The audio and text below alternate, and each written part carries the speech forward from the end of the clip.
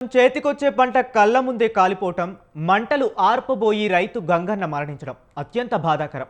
ప్రమాదాలు జరిగి రోజులు గడుస్తున్నా మరో 10 రోజుల్లో ఖరీఫ్ సీజన్ ముంచుకొస్తున్నా బాధిత రైతులకు ఇప్పటి వరకు నష్టపరిహారం అందలేదని ఆవేదన వ్యక్తం చేస్తున్నారు. మరి దీనిపై మరింత సమాచారాన్ని మా కరెస్పాండెంట్ రవి లైవ్ ద్వారా అందించడానికి సిద్ధంగా ఉన్నారు. రవి, చెప్పండి, వ్యవసాయ శాఖ అధికారులు కానీ జిల్లా కలెక్టర్ కానీ స్పందించారా? రవి ఫోన్ లైన్ లో అందించడానికి సిద్ధంగా ఉన్నారు. రవి, చెప్పండి, తక్షణ సాయంపై ప్రభుత్వం నుంచి ఏమైనా హామీ లభించిందా ఇప్పటి వరకు? Good morning. ఆదిలాబాద్ నిర్మల్ జిల్లా వ్యాప్తంగా 3 చోట్ల అయితే కంటికి రెప్పలా కాపాడుకున్న పంటలు ప్రమాదవశాత్తు అగ్నికి ఆహుతైపోయి ఘటనలు చోటు చేసుకున్నాయి. గత 24 రోజుల క్రితం పెమి మండలంలో రైతులు గోస్కుల రాములు కన్నె మండేసుకు సంబంధించి మరికొంతమందికి సంబంధించి మొత్తం సుమారు 10 ఎకరాల మొక్కజొన్న పంట కరెంటు షార్ట్ సర్క్యూట్తో అగ్ని సంబంధించి పూర్తిగా కాలిబూడిదైపోయింది.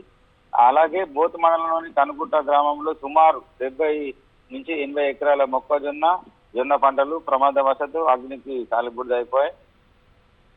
వాటికి ఇప్పటి వరకు అధికారులు అయితే సర్వేలు చేసి నష్టపరిహారాలు ఇప్పిస్తామని అంటున్నారు. అదేవిధంగా గత 15 రోజుల క్రితం నిర్మల్ జిల్లాలోని లక్ష్మణచంద మండలం లక్ష్మణచంద గ్రామానికి చెందిన కనకాపూర్ వాసి అయిన ప్రమాదవశాత్తు వరి పంటకు అంటుకున్న మంటలను ఆర్పేందుకు వెళ్ళగా అక్కడ ప్రమాదవశాత్తు మంటల్లో చిక్కుకొని ఆయన చనిపోవడం జరిగింది.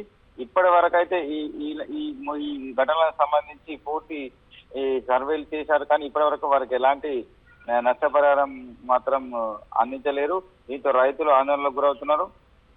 కన్నీరు మున్నీరు పడటం కూడా జరిగినాయి. కానీ ఇప్పటి వరకు రానున్న వారం రోజుల్లో ఖరీఫ్ సీజన్ స్టార్ట్ అవుతుంది. వారికి పెట్టుబడి సాయం కింద కూడా ఎవరు ఆర్థికంగా సపోర్ట్ చేయకపోవడం వల్ల చాలా ఇబ్బందులు పడుతూ అగమ్య గోచర పరిస్థితుల్లో రైతులు ఎదురు చూస్తున్నారు. వారి ఓకే రవి, అలాగే దాదాపు ఇంత పెద్ద మొత్తంలో పంట కాలిపోయిన ఎందుకు ఇప్పటి వరకు ప్రభుత్వం నుంచి స్పందన రాలేదు?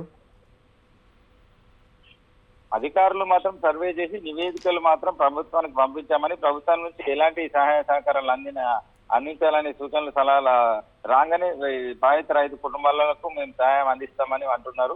ఇప్పటి వరకు అయితే దాదాపు సుమారు 25 రోజులు గడుస్తున్నప్పటికీ రైతులకు ఎలాంటి సహాయం అందలేదని రైతులు వాపోతున్నారు. Okay right, thank you Ravi.